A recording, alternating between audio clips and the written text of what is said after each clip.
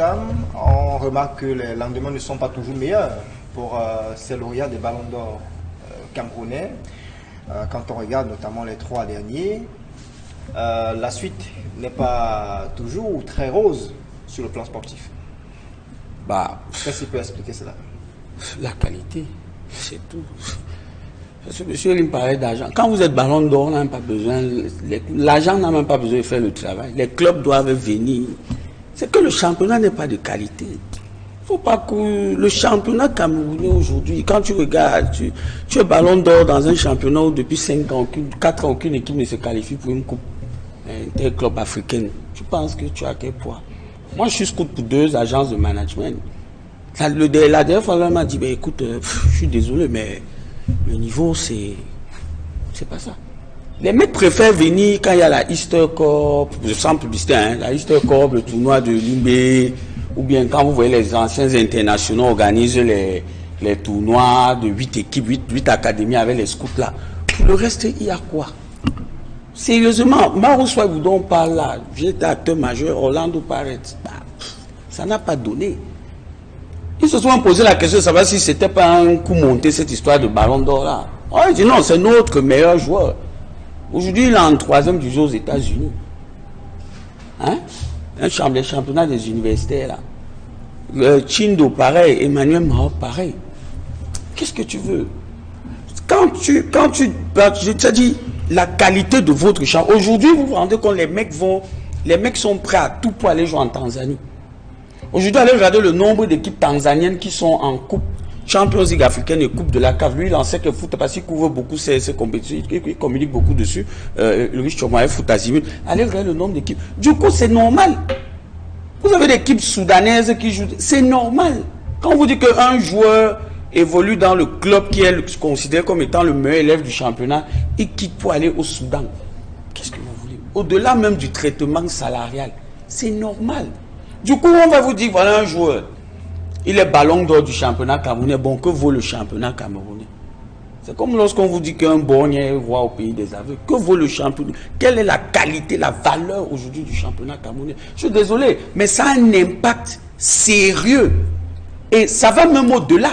Parce qu'on a eu un débat, lorsqu'on parlait même de la qualité des entraîneurs, lorsque sur le cas de David Pagou, on disait que l'exploit qu'il a réalisé à la CAN, vraiment ça montre la qualité des entraîneurs camerounais. Ouf. Tu as un seul entraîneur camerounais qui est en Coupe africaine interclub, la Maureen Joa, l'entraîneur de Stade Malien. Tout à fait, devant la coupe. Les équipes camerounaises qui n'arrivent pas à se qualifier, ce sont les entraîneurs camerounais. Qualifiés pour les quarts de finale de la Ligue des champions africains.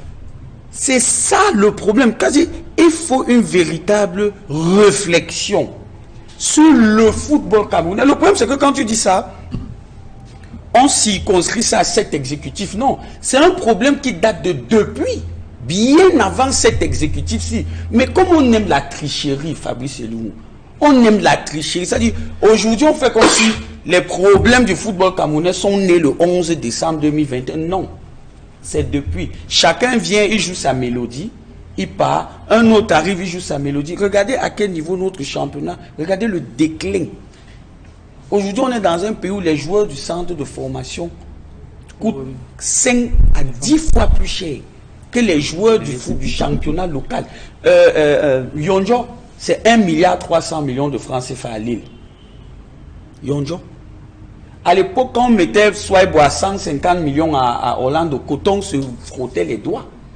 À Teba, aujourd'hui... On a vu le jeune Christian Kofan, parti du Cameroun pour Albacete. C'était autour de 200 000 $. Mais 200 000 $, c'est 130 millions de francs CFA. Ça veut dire que c'est beaucoup. Sauf que regarde donc les joueurs camerounais qui sont partis à la fin de la dernière saison là. Regardez les destinations.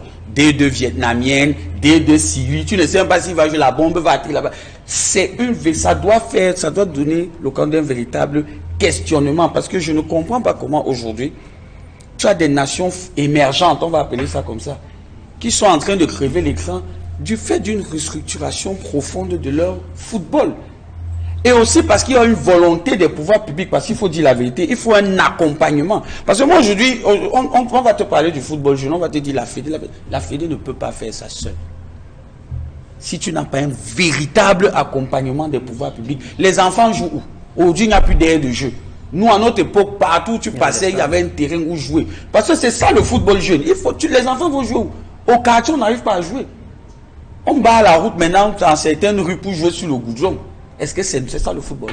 Non, je pense que sérieusement, et moi j'avais fait un post dessus il y a cela plusieurs mois, au courant de l'année 2020 en tout cas, où je m'étais penché sur la situation de nos différents ballons d'or.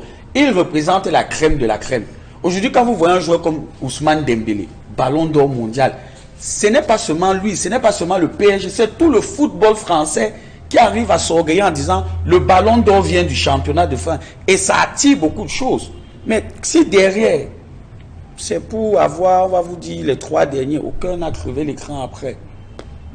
Aucun n'a même, je vais même aller plus loin, aucun n'a même confirmé après. Parce que même Emmanuel Maop, il est revenu au Coton, à Coton, c'était pas ça. Chindo est allé à Coton Sport, c'était pas ça. Ça veut dire qu'il y a même un problème de régularité. Moi, j'ai eu mal, et je sors par là, en début de semaine, quand j'ai vu que Richmondi, qui a fait il y a cela, les 2 dernières saisons, il y avait Pidebo Diafre, a signé en D2 au Vietnam. Alors maintenant, donc, à quel niveau se situe finalement le problème? Est-ce le niveau des joueurs, le niveau du championnat? Est-ce les managers de ces joueurs-là qui ne s'y prennent pas bien? Finalement, le problème se trouve à quel niveau? Je crois que Tony Frank n'a pas tout dit. Le problème de fond,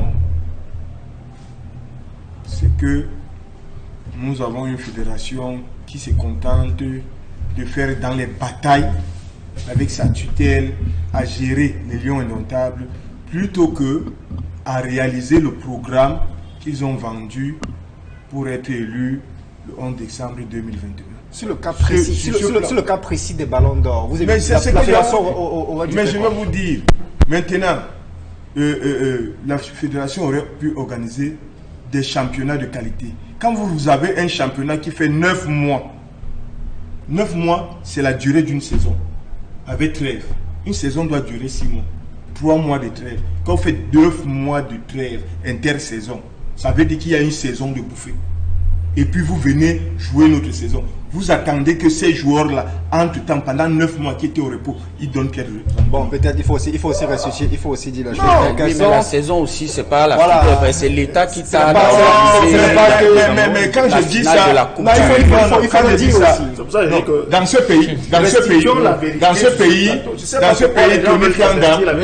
ce pays, j'ai vu cet exécutif faire un forcing et démarrer une saison avant que on ne joue la finale. Donc c'est l'exécutif, si. quand ça n'intervient. Non, pas cet exécutif. Non, si.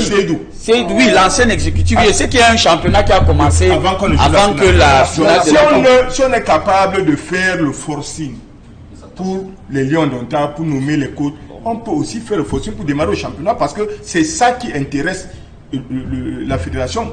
Organiser ces championnats, organiser ces compétitions. Oui, mais Nathan est toujours dans la même lancée. Il faudrait aussi démarrer. Parce que je ne comprends pas ce que ça coûte à l'État de dégager une date. Parce qu'il faut rappeler quelque chose. Depuis 4 ans, la fédération respecte le programme de la Coupe du Cameroun. C'est-à-dire que la date du début du premier tour et la date de la fin. Non, de la demi-finale.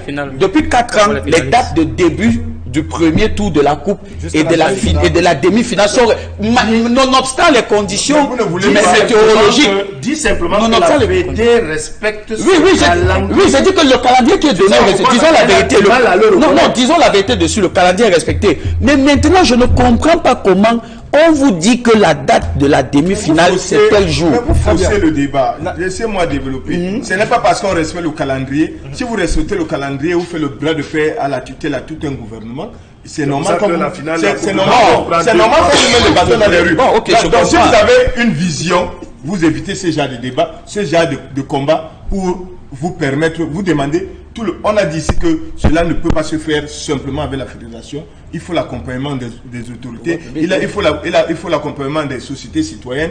Alors, si vous vous mettez à dos tous ces gens qui peuvent vous accompagner, qu'est-ce que vous attendez? Ça date d'aujourd'hui. Non, le problème est là. Et donc, le problème majeur, c'est la qualité du championnat. Tous ces joueurs-là qui ont les ballons d'or, lesquels ont fait l'équipe nationale? Lesquels ont fait l'équipe nationale? Non, Souaïbou a joué la Coupe du Monde en 2022. C'est vrai qu'il n'a pas joué. Il était. Mais c'était un forcing. Est-ce qu'il est parti parce qu'il méritait? Maroc a joué certains matchs avec le Jamaïque. Avec le Jamaïque. Non, Maroc a joué avec l'équipe nationale. Certains matchs éliminatoires. Des sélections forcées. La preuve, c'est qu'ils n'ont pas fait. Ils ont joué. Non, ce n'est pas de jouer. Ce n'est pas comme ça qu'on entre en équipe nationale. On ne vient pas de l'équipe nationale. Tu dis que c'est pas comme ça qu'on entre en équipe nationale. C'est vous qui dites ici que ça doit leur donner une certaine visibilité. Et on convoque un ballon dans l'équipe nationale. Tu dis c'est pas comme ça. Mais on le convoque simplement pour démontrer qu'on peut convoquer un ballon d'or. Parce qu'un ballon d'or. Si le ballon d'or est le meilleur joueur du championnat, pourquoi tu ne veux pas qu'on le convoque en équipe nationale? On devrait donc le convoquer en équipe nationale avant même le SAC. On devait le convoquer avant le SAC s'il était véritablement le meilleur joueur. Mais si on le convoque après le SAC, ça veut dire simplement que c'est une fantaisie. C'est une fantaisie, c'est une tape à l'œil. C'est une tape à l'œil. Si on veut s'il mérite, il entre en équipe nationale avant son SAC. Mais si on vient l'amener en équipe nationale comme un pot de fleurs pour un match et il ressort et puis il disparaît, ça veut dire tout simplement qu'il ne méritait pas. Pour moi, appeler un joueur du championnat local en équipe, c'est déjà dans notre championnat. Ce n'est pas une question, je ne parle pas des joueurs. Ce que tu dis, oui, je parle même le ballon d'or. Je soutiens ça. Oui. Sur 22, 23 joueurs, on peut chaque fois appeler un joueur du championnat qui se distingue, parce que j'ai toujours dit, l'équipe nationale, c'est pour les meilleurs joueurs de l'instant, de la période où on convoque les joueurs. Donc, dans notre championnat, on voit le meilleur et on convoque, ça stimule les autres, ça montre qu'on peut convoquer. Mais maintenant, je dis que si on ne le fait pas pendant toute une saison et qu'on attend que après 9 mois de championnat arrêté, quand on va décider qui est le ballon d'or de cette année, à la prochaine convocation, on va l'appeler pour l'exposer comme un pot de fleurs, comme un sandwich. Si vous me dites que c'est ça convoquer un joueur à l'équipe nationale, ça veut dire qu'il ne mérite pas. Parce qu'un gars qui mérite doit déjà faire l'équipe nationale. Donc, pour moi, il faut déjà que le choix, il faut revoir la formule pour que ceux qui sont désignés, ceux qui sont le lauréat soient véritablement les meilleurs.